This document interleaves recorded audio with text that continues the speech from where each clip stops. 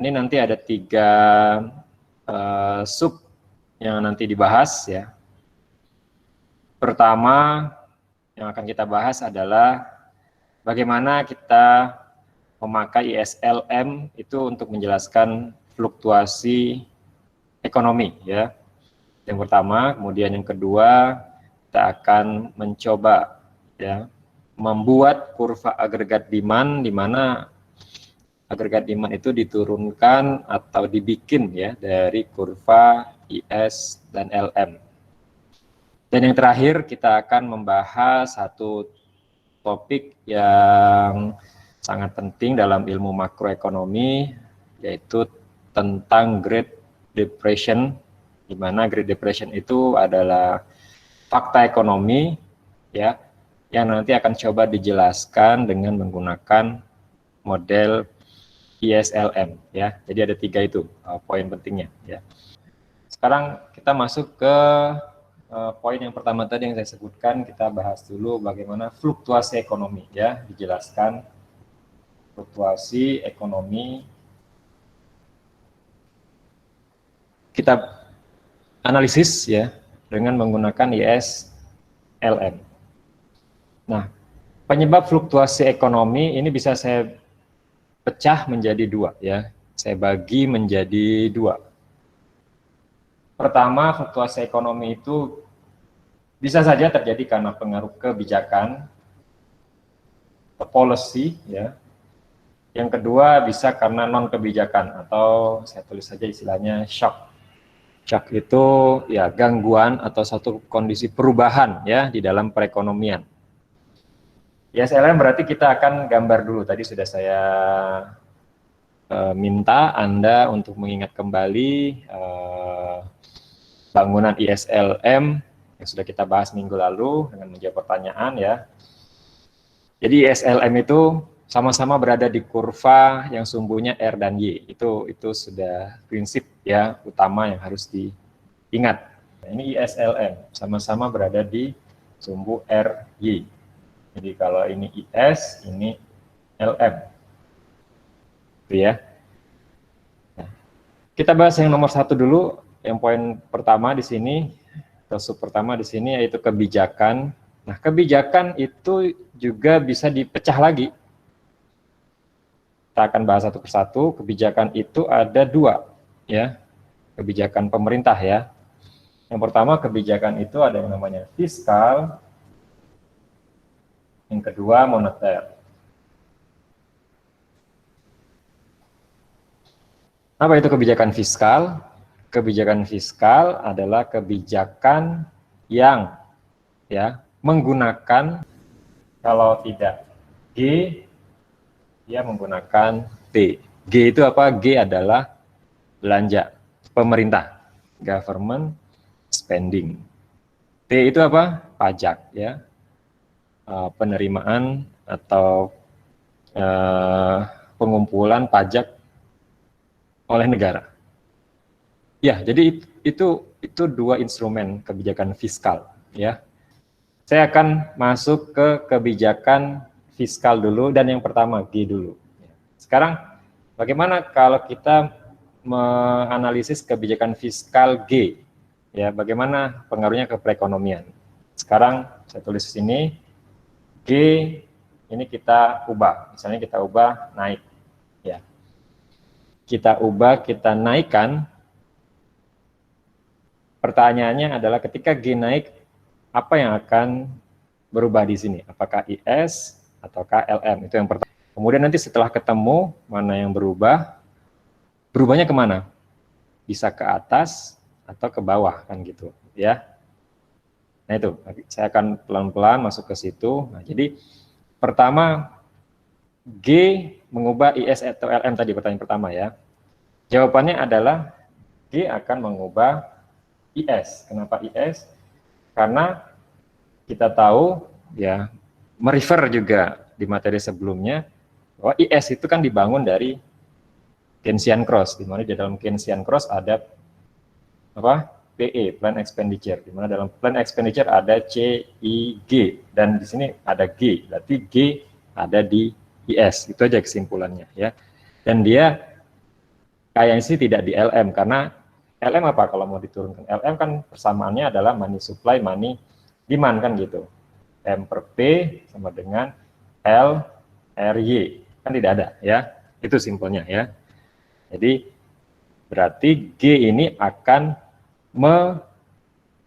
menggeser, bisa naik bisa turun, kan belum kita sampai ke sana ya, menggeser IS ya. Jadi LM dibiarin aja, jangan diutak-atik ya kalau dia bicara G. Nah ini sekarang pertanyaannya, G naik, IS kemana? Apakah naik atau turun?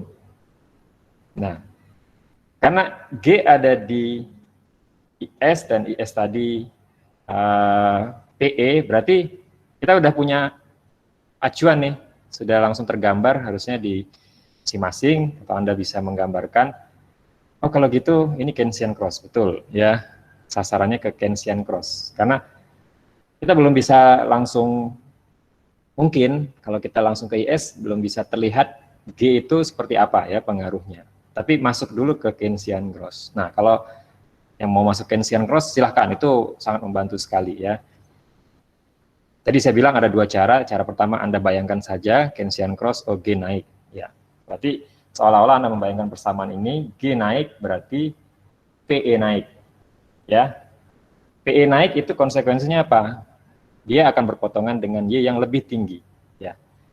Nah, kalau sudah ketemu itu berarti kesimpulannya G nanti akan menghasilkan Y yang lebih tinggi. IS yang bergeser menghasilkan Y lebih tinggi, kira-kira kemana arahnya? Bisa tinggal pilihannya ini atas atau bawah ya. Kalau ke bawah kan Y-nya berarti turun, berarti ke atas ya. Jadi inilah jawabannya. Kalau G naik maka IS naik. Nah, atau saya kasih yang cara yang kedua, yang tadi kalau yang pengen membuat gambar referensinya Keynesian cross ya. Harusnya Keynesian cross kan di atas ya, tapi ini saya bikin aja yang di samping, nggak apa-apa, karena saya anggap Anda sudah paham ya cara membuat Keynesian cross, memang lebih baik atas bawah. Tapi ke samping ini hanya sebagai clue saja ya. Keynesian cross itu kan gini ya. Nih, ini PE, ini Y, kan? Kembali ke sini tadi, jadi ini untuk acuan juga bisa. Ceritanya G naik berarti PE naik, PE naik berarti gini. Nah ini, jadi sebelumnya Y-nya di sini, setelah PE naik, Y-nya naik kan. Nah itu, jadi acuannya kenaikan Y itulah yang Anda jadikan patokan ya. Jadi share, gitu ya. Ya, jadi setelah bergeser berarti kan sudah ketemu nih bahwa fluktuasi ekonominya kemana. Oh kalau gitu Y-nya naik, bertambah, tumbuh ya, ekonominya tumbuh. Tapi perlu diingat di sini terjadi juga yang namanya kenaikan suku bunga. Tapi di mana tadi? Di sini ya. Ekonominya naik. Tapi pada saat yang sama R-nya naik. Pertanyaan berikutnya ya, walaupun kita hanya mengubah G di sini ya, di mana G itu nanti akan menaikkan Y ya. Tapi perlu diingat bahwa di dalam model ini juga ada satu variabel di mana dia terpengaruh R ya, yaitu I. Karena karena R-nya berubah, maka I kemungkinan akan terpengaruh ya. I-nya akan berubah juga ya. Apa yang terjadi dengan I kalau dia R-nya naik? I-nya jadi turun. Ya kan? Jadi suku bunga saat G dinaikkan itu menyebabkan R-nya naik. Ya. Suku bunga realnya naik. Artinya jika suku bunga real naik, maka orang-orang yang ingin berinvestasi akan menarik ya akan menarik investasinya karena ya pada saat itu investasi itu menjadi lebih mahal dengan naiknya suku bunga. Ketika G naik itu sempat dia akan ya ketika G naik yang menyebabkan Y naik ya. Y yang naik itu sebetulnya sempat dikoreksi ya. Ceritanya dikoreksi oleh I yang turun. Jadi hasil akhir keseimbangan ini adalah merupakan interaksi dari G dan I secara bersama. Jadi G naik dijumlah dengan I yang turun hingga hasil akhirnya menjadi Y2 itu. Karena apa? Kalau misalnya tidak ada pengaruh I yang turun, harusnya naiknya Y itu lebih besar, bisa di Y3 ini.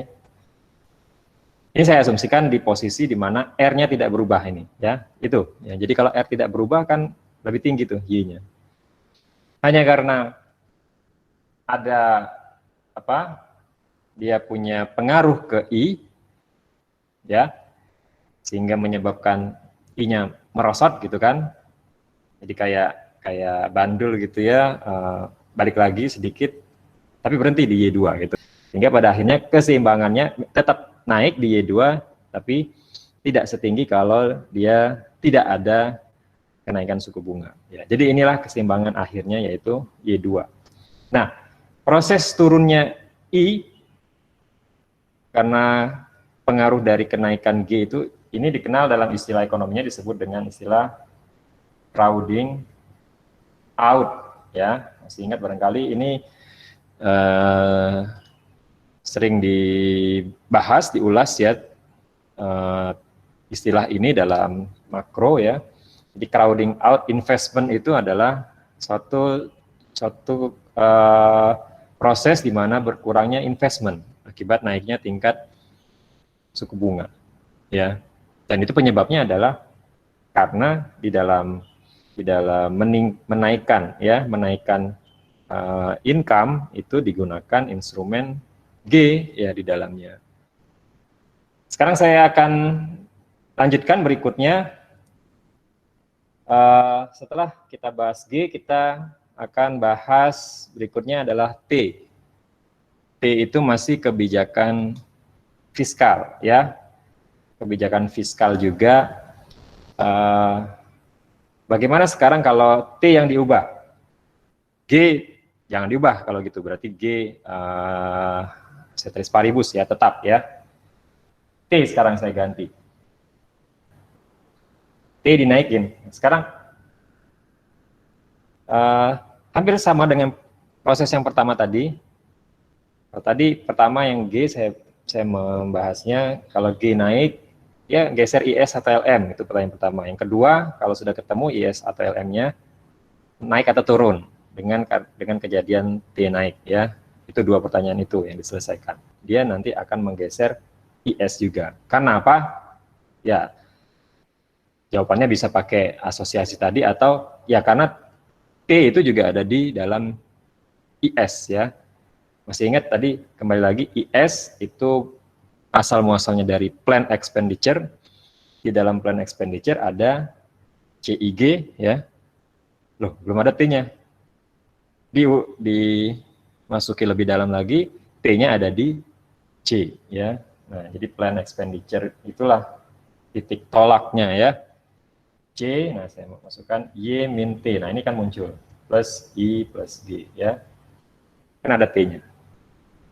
Nah, sekarang T-nya naik. T-nya bertambah. Lihat di sini T itu tandanya negatif. Jadi kalau dia negatif berarti kenaikan T menyebabkan PE turun. Kalau PE turun berarti ya.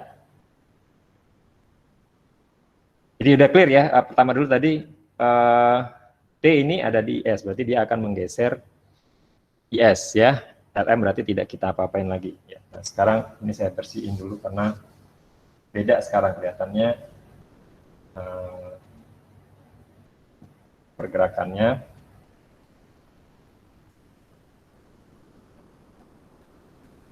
IS LM ya. kondisi awal, gitu ya. T naik, PE turun, plan expenditure turun. Plan expenditure turun berarti kan ke bawah. Berarti Y turun. Nah, dengan Y turun itu Anda punya patokan berarti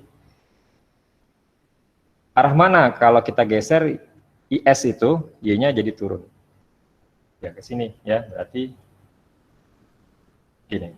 Jadi T yang naik menyebabkan IS bergeser ke kiri. Bergeser ke kiri. Menyebabkan apa? Income turun. Y2. Income turun ya. Dan ya hubungannya ke suku bunga, ya tinggal kita lihat di sini R turun. Ya, jadi itulah ya kalau ditanya apa pengaruh T yang dinaikkan terhadap keseimbangan ISLM, Y turun, R turun. Ya, artinya income turun dan suku bunga turun. Ya, income turun, suku bunga ikut turun di situ ceritanya, sesuai dengan model hubungan ini. Jadi artinya kenaikan T ini berkebalikan dengan kalau kita menaikkan G. Ya. Jadi kalau menaikkan T itu berkebalikan dari menaikkan G, berarti yang sama itu adalah ya kalau kita menurunkan T. Betul ya. Jadi kalau menurunkan T dibalik saja berarti ke atas gitu ya. Dia akan gesernya ke atas. Sebaliknya kalau menaikkan T ini punya efek yang sama dengan kalau kita menurunkan G, betul ya, seperti itu. Ya, jadi inilah hubungannya ya antara dua kebijakan fiskal ini ya. Jadi yang punya efek yang sama adalah kalau T turun, G naik. Atau G turun, T naik. Kenapa bisa begitu? Karena memang ya tanda T dan G di dalam persamaan ini kan berbeda. Jadi kalau berbeda berarti pengaruhnya pasti beda. Kalau kita naikkan atau turunkan ya. Tapi efeknya ke IS sama ya, dia sama-sama mendorong IS atau mengubah IS ya. Jadi kesimpulannya bisa ditarik sampai di titik ini, kalau gitu kebijakan fiskal itu adalah kebijakan yang nanti mengubah IS atau mengubah kondisi di pasar barang, kan karena IS adalah pasar barang. Jadi nah Anda jadi punya tambahan definisi baru ya. Gak apa-apa, jadi definisi kebijakan fiskal itu bisa banyak ya. Kebijakan pajak dan spending, kebijakan untuk mengubah kuantitas barang dan jasa di pasar, kuantitas kebijakan yang nanti mengubah keseimbangan IS ya di pasar barang, boleh ya seperti itu. Jadi itu turunan-turunannya ya dari definisi fiskal ya. Oke, ya jadi kurang lebih sama sebenarnya ceritanya. Jadi tadi ketika T turun, saya lanjutkan, ketika T naik, di mana IS turun, itu menyebabkan suku bunga turun kan ya, menyebabkan suku bunga turun.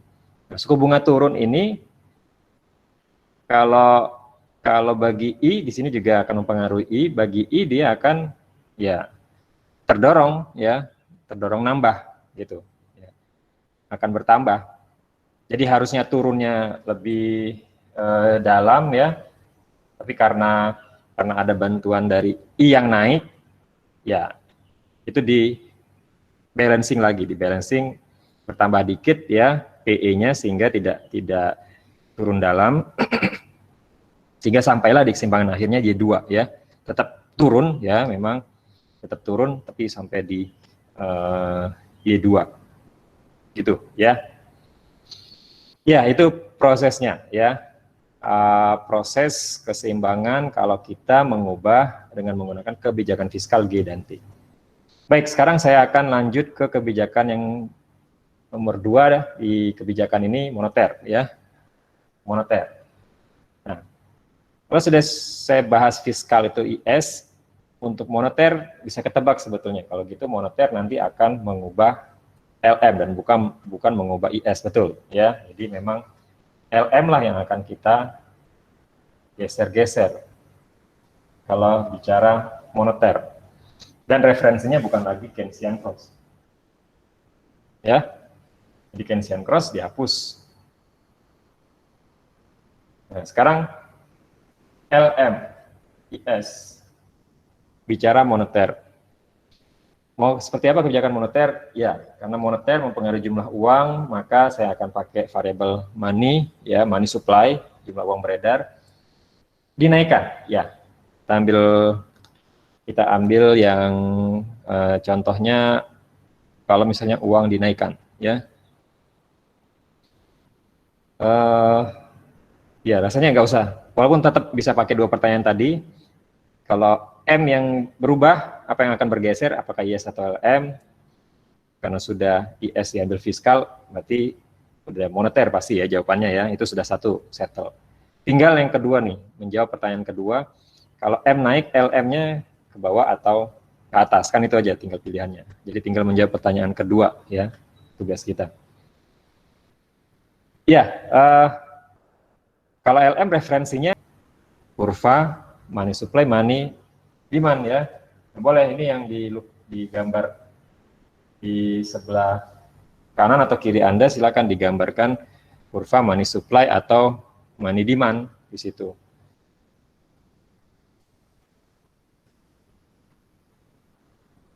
Ya.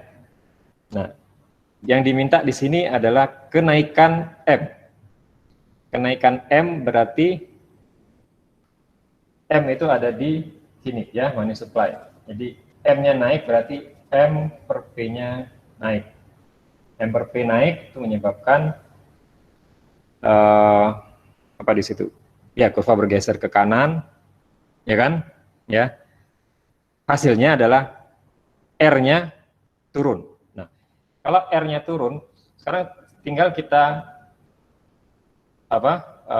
pindahkan di LM, geser LM di mana pada posisi itu R lebih rendah.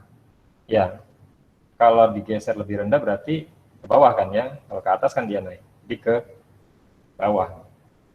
Jadi LM 2 ini turun, ya, suku bunga turun. Dan hubungannya ke Y gimana? Y ternyata naik. Dan ini sudah betul gambarnya. Jadi ketika M dinaikkan, maka akan menggeser kurva LM ke kanan bawah, ya. Pada saat itu suku bunga turun dan pada saat itu juga income naik, ya. Income atau output naik. Nah, jadi ada cerita menariknya di dalam pergeseran LM ini. Jadi masih hubungannya ke I tadi ya. Memang di dalam LM tidak ada I. Tapi LM yang turun ya akibat money yang bertambah, money supply yang bertambah, itu kan menyebabkan R turun. Kita perlu ingat juga bahwa ada variabel di dalam IS itu yang terpengaruh dengan kondisi R, yaitu I. Jadi ya M itu mempengaruhi I investment melalui R gitu ya ceritanya ya. Jadi kalau dihubungkan ada R yang turun dulu kemudian I-nya naik. Nah, Anda bisa lihat sekarang I-nya kan ada di S ya. S-nya kan naik dengan model seperti ini ya. Jadi ya bergeser di dalam kurvanya ya. Bergerak di dalam kurva. Jadi nambah dia. Nah, dengan I naik, itulah yang menyebabkan kenapa income jadi naik. Karena I ada di PE tadi keseimbangannya dengan Y kan. Kalau I naik, maka Y-nya akan naik. Jadi itulah kenapa ada hubungan terkait ya. Naiknya money supply itu bisa menyebabkan income ikut naik ya. Atau output naik. Jadi karena didorong oleh I yang naik. Jadi ya seperti ini kalau saya gambarkan kronologis lengkapnya ya dari kalau saya pakai urutan tanda panah M naik dulu, M naik menggeser LM ke kanan, R turun, I menyebabkan I naik, Y naik, itu ya. Nah, perubahan dari pengaruh M yang menyebabkan Y naik melalui mekanisme investment ini, inilah yang disebut sebagai monetary mechanism ya, monetary transmission ya, ada transmisinya ya, transmission ya, mechanism. Jadi artinya apa?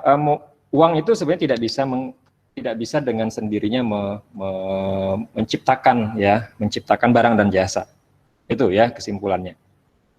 Tetapi dia bisa mendorong orang berinvestasi. Itu ya penjelasannya, dari uang invest dulu baru jadi barang. Ya, nggak langsung ujuk-ujuk barang gitu ya. Ya itu yang logisnya memang. Ya. Jadi artinya ya ini membuktikan kepada kita semua bahwa memang tidak semua uang menjadi barang pada akhirnya. Ada yang dia hanya beredar saja dalam pasar uang gitu ya, ditransaksikan, dispekulasikan. Jadi yang betul-betul menghasilkan output kalau dia masuk ke ada investmentnya dan itu nanti menjadi produksi ya. Baik, itu moneter ya. Dan ya kebetulan moneter cuma satu saja.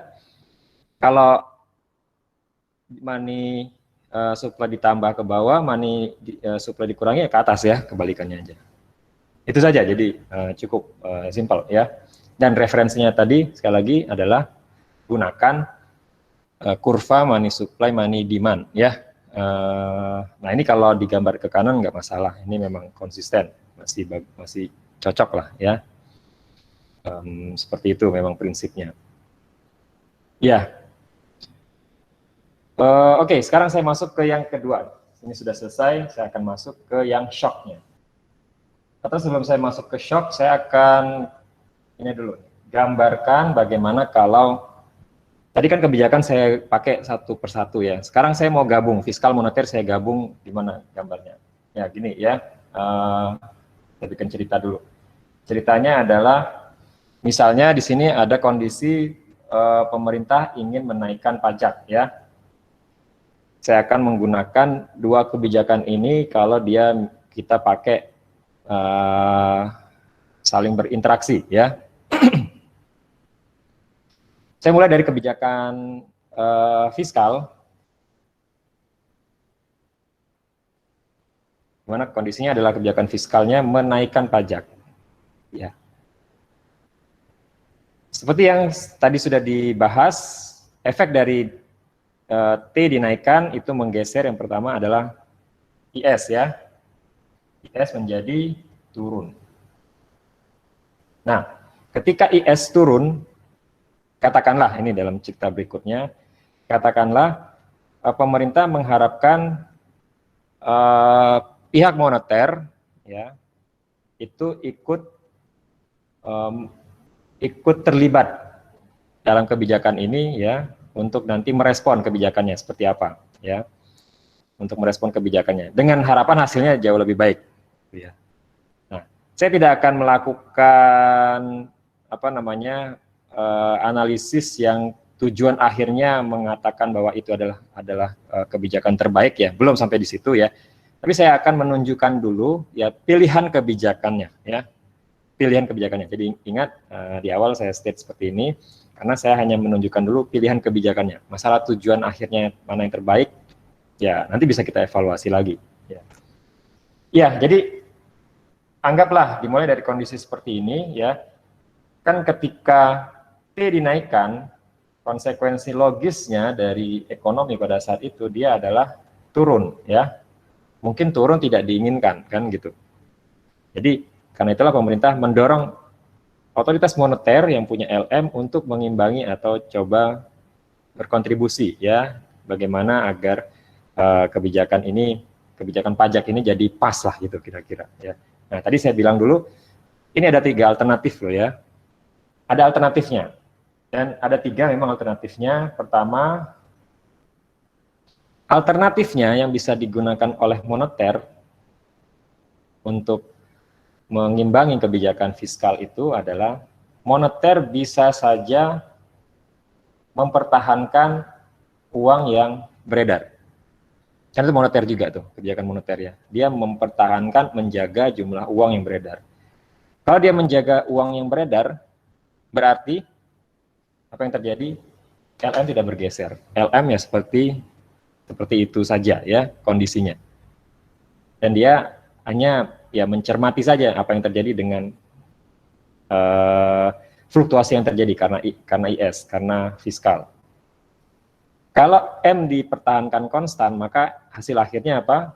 Nah, hasil akhirnya adalah sesuai dengan kondisi yang terjadi, Y-nya turun, ya, dan pada situ R-nya turun. Ya, ini hasilnya. R turun, Y turun. Kalau moneter tidak mau mengubah uang yang beredar, ya. Itu yang pertama. Yang kedua, moneter mungkin baiklah ya gitu ya, mau merespon pemerintah dan ingin coba mengimbangi. Sekarang dia punya target, ini kan Y-nya turun. Dia ingin berusaha mengupayakan agar gimana caranya dengan T yang dinaikkan ini Y tidak turun, tapi tetap. Nah, ini pilihan yang kedua, Y-nya tetap ya. Kalau Y-nya mau dibikin tetap, tentu LM tidak bisa tetap ya. LM harus diubah. Pilihannya ada dua lagi, entah mengubahnya ke bawah ya, menggeser ke bawah, menambah money supply, atau ke atas mengurangi money supply. Sepertinya yang bisa berpotongan dengan IS yang baru, ini kan IS baru nih, yang bisa berpotongan dengan IS baru dan itu akan menjaga Y tetap, itu adalah ketika M-nya ditambah. Ya, jadi targetnya adalah agar Y-nya kembali, ya, tingkat income-nya kembali ke seperti semula. Maka kebijakan fiskal yang diambil, kebijakan moneter yang dia ambil adalah M-nya dinaikkan. Sehingga dengan M dinaikkan, Y-nya jadi nggak berubah, ya, harapannya nggak berubah. Tapi ada kondisi yang terjadi juga, yaitu R-nya makin turun. Ya. Kira nggak apa-apa, mungkin itu juga baik bagi ekonomi, ya. Jadi apa konsekuensinya di sini? R-nya turun dan Y-nya tetap, ya. Nih, jadi ini pilihan moneternya. Ini sengaja saya masukkan tambahan keterangan Y ya, Y bar di sini, Y yang tetap ini sebagai tujuan ya, biar kita punya patokan apa sih tujuannya itu. Tapi kebijakan moneternya tetap di M yang naik, gitu ya. Dengan M naik maka R turun, Y-nya tetap, ya kan gitu. Ya. Itu yang kedua. Nah, masih ada satu lagi pilihan. Pilihan yang berikutnya, mungkin moneter punya pilihan, oh kayaknya lebih bagus ekonomi itu kalau bunga stabil ya, ya, karena bunga ada di moneter kan, ya, yang mengaturnya, maka ya bisa saja. Oke, kalau gitu pilihannya R-nya mau dibikin tetap. Kalau R dibikin tetap berarti, nah kita cari dulu patokannya di mana, ya. Mungkin saya hapus saja nih. Balik lagi ke gambar setelah perubahan T ya, biar kelihatan. Nah, kita tahu R awal itu di sini ya. Setelah T naik, R-nya turun kan gitu. Nah, ini mau distabilkan lagi oleh moneter ya. Jadi caranya gimana? Caranya geserlah LM di mana nanti R-nya kembali ke titik awal ya, atau di titik bunga awal. Jawabannya berarti LM-nya adalah digeser ke atas, kan gitu ya. Jadi LM2. Nah, kalau LM ke atas berarti pada saat itu apa yang terjadi? Money supply diturunkan ya.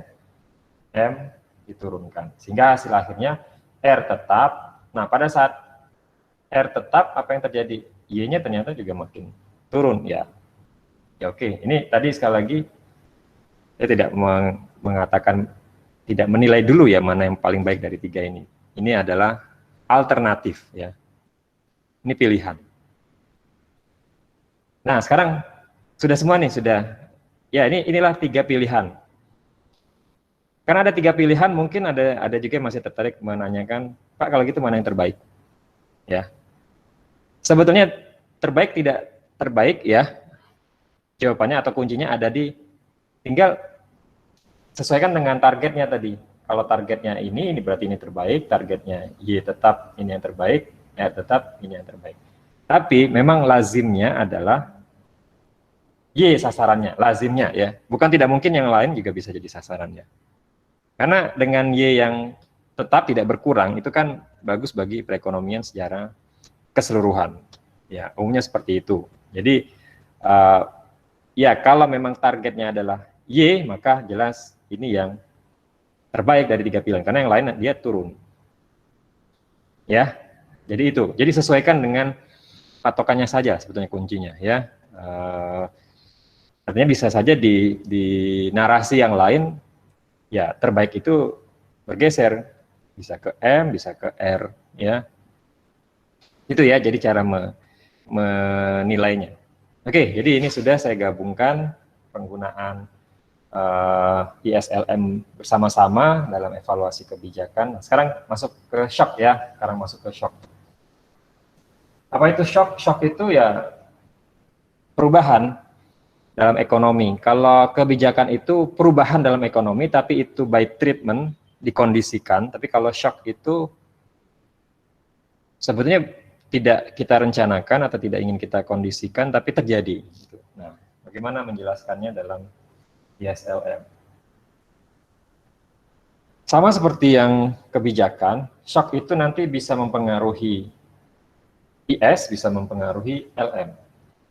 Yang mempengaruhi IS adalah variabel-variabel terkait IS. Ya, variabel terkait IS itu adalah C, I, G. Nah, G bisa kita eliminir. Kenapa? Karena G tadi sudah masuk ke treatment kebijakan. Ya, jadi tidak perlu lagi dibahas dia sebagai shock. Ya. Jadi tersisa dua kemungkinan gangguan ekonomi itu karena perubahan C, perubahan I. Ya. Umumnya banyak yang dikaitkan dengan C, karena C itu dampaknya memang ya langsung ke masyarakat gitu ya. Ya boleh. Jadi kalau kita mau pakai C, ya bisa saja C menjadi penyebab terjadinya shock perekonomian. Apa contohnya? Contohnya seperti sekarang ini, tahun ini, shock ekonominya konsumsi melemah, konsumsi turun. Kalau C turun atau konsumsi melemah, apa yang terjadi dengan II biasanya turun ya. Tapi kita bahas satu dulu ini ya. Jadi variabel C yang saat ini sedang satu-satunya yang saya ubah ya. Kalau C turun, apa yang terjadi? Akan menggeser kurva IS ya, karena C ada di IS ya. Jadi turun sini. Sehingga menyebabkan Y-nya turun ya. Y-nya turun. Gitu ya. Ya, bisa macam-macam kondisi latar belakangnya kenapa C turun, pandemi bisa ya, kalau mau dirangkaikan cerita lengkapnya. Karena situasi perang juga bisa, instabilitas ekonomi, instabilitas sosial, keamanan, itu kan bisa menurunkan C. Orang berekspektasi misalnya terhadap hasil pemilu, itu juga bisa ya pengaruh ke C.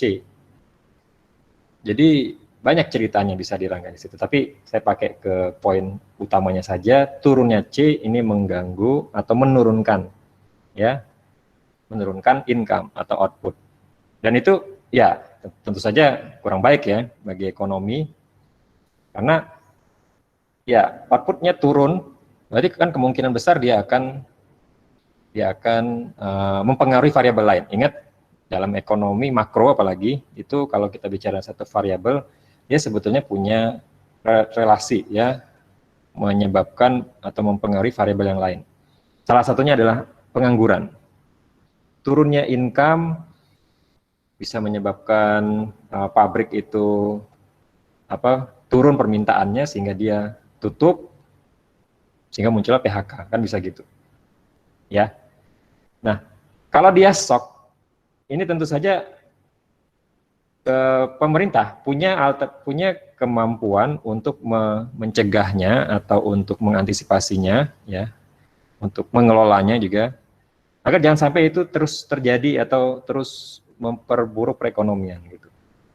Jadi bisa saja dengan C yang turun, ini pemerintah bertindak dengan bisa buat kebijakan fiskal. Oh, kalau gitu turunkan pajak deh, ya. Kalau turunkan pajak kan nanti IS geser ke atas, nah, bisa gitu. D begitu dinaikkan, bisa dengan dipengaruhi di kebijakan fiskalnya. Atau bisa pakai moneter juga bisa. Moneter gimana caranya biar Y-nya, berarti kalau moneter ya sasarannya Y-nya tidak turun ya. Ya mirip seperti tadi yang treatment kebijakan tadi ya. Ditambahin lah money supply-nya biar ekonomi bergerak ya gitu ya. Jadi bisa dengan fiskal dan bisa dengan moneter atau keduanya ya. Ya, itu shock dalam dalam posisi IS ya. Apakah ada shock dalam posisi LM? Ada ya. Shock di LM itu banyak ya. Krisis ekonomi itu shock LM. Ya. Krisis ekonomi itu paling banyak ya mempengaruhi shock dalam perekonomian. Biasanya krisis ekonomi itu drastis ya, shocknya artinya mengagetkan dan bisa mempengaruhi perekonomian. Jadi bisa mempengaruhi yang namanya variabel F. Ya katakanlah krisis ya tadi ya, saya ambil cerita di krisisnya dulu ya. Oke, krisis, gimana caranya krisis itu mempengaruhi perekonomian? Shock ya. Krisis, ketika krisis itu biasanya contoh case-nya krisis sisi moneter itu adalah bank tutup ya, atau istilahnya asuransi ya, kemarin kasusnya terakhir Jiwasraya itu asuransi tutup ya. Apa yang akan terjadi? Itu nanti akan mempengaruhi uang ya. Bisa dibayangkan kalau bank tutup ya, berarti nanti orang ya akan merasa terancam ya. Ada feeling kan, pasti akan ada feeling, waduh, uang saya gimana nih ya. Di satu sisi dia bisa, bank tutup itu dalam perspektifnya bisa dianggap uangnya menjadi turun ya, tersedia berkurang, atau di sisi lain dia mempengaruhi psikologis orang untuk cepat mengambil uang. Akhirnya apa? Money demand-nya naik ya. Kalau money demand naik atau dengan kondisi yang sama money supply pada saat itu sedang turun, berarti itu menggeser money supply turun, berarti turun ya, menggeser LM kan, ya enggak? LM berarti ke atas, ya kan gitu. LM ke atas menyebabkan apa? Y-nya turun, ya kan? Y-nya turun dan suku bunga naik, makin naik, mungkin ya akan terus naik kalau tidak ditanganin ya. Ya itu contoh shock ya. Dan bagaimana cara mengantisipasinya? Ya tentu saja bisa dengan kebijakan moneter ya. Sedapat mungkin bank sentral perlu mengimbangi, misalnya pertama mungkin karena ini masalah psikologis ya, yang diamankan psikologisnya dulu. tenang masyarakat gitu, misalnya uang Anda aman, dijamin oleh LPS kok. Oke, berarti padahal pada saat itu Bank Sentral sedang kerja keras ya mensuplai uang ke LPS gitu ya, untuk menalangi gitu ya. Ya nggak apa-apa, berarti itu ada upaya moneternya untuk menciptakan uang sehingga dia tidak terus turun. Ya, itu nggak apa-apa, itu adalah antisipatif, stabilisasi namanya. Kalau di sisi kebijakan, berarti dia tugasnya menstabilisasi shock ini. Dan itu memang tugas pemerintah memang ya. Dan banyak yang lain ceritanya ya untuk kasus M ini ya, bisa seperti C tadi.